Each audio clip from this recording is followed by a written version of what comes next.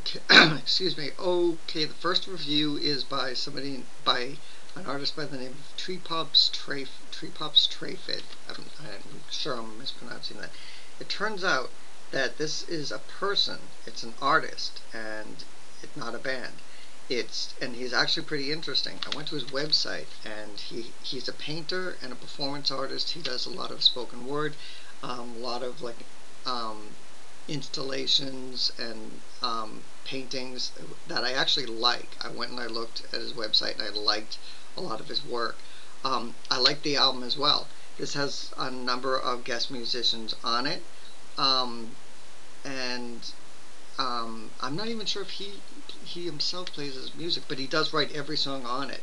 And it's interesting. It's sort of like Violent Femmes meets like Velvet Underground. It's interesting. There's some parts that are a little more like of a like sort of a song, like it's where, and the rest of it, and some of it's like more like strange noises, and there's like sometimes he sings in very different styles. Or I swear to God, there's some songs where he sounds just like Lou Reed, and then there's some songs where he almost sounds like a child.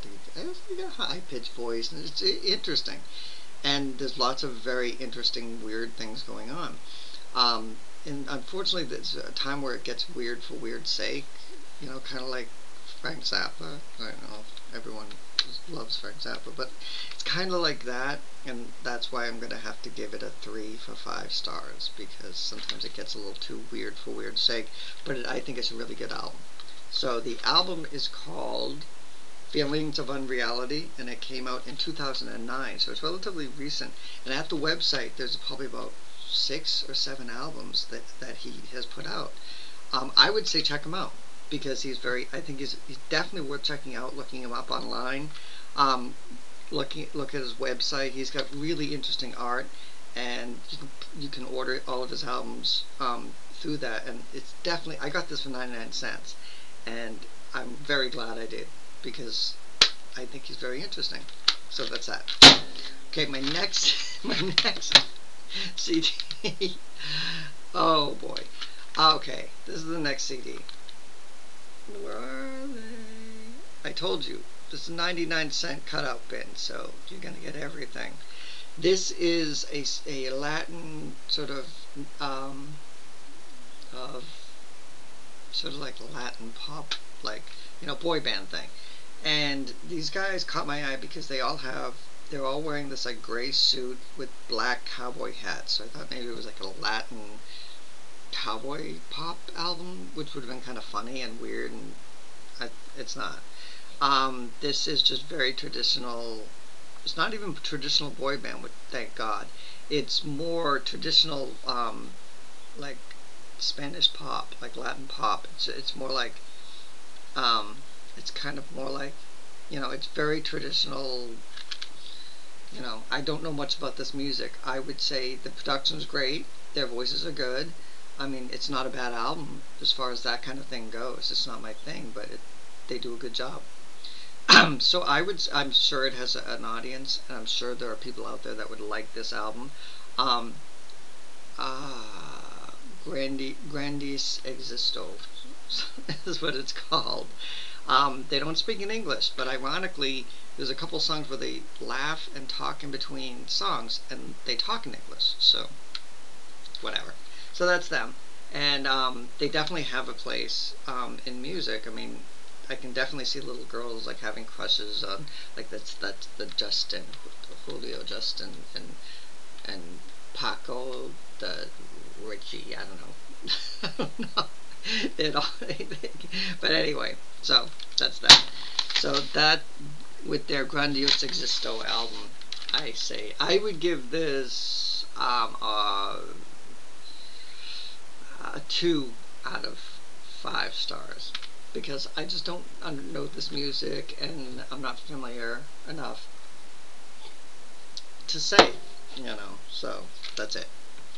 Okay, the last album, and this kind of makes me think I might rethink doing this whole thing, but this album is called Tab and the Villain.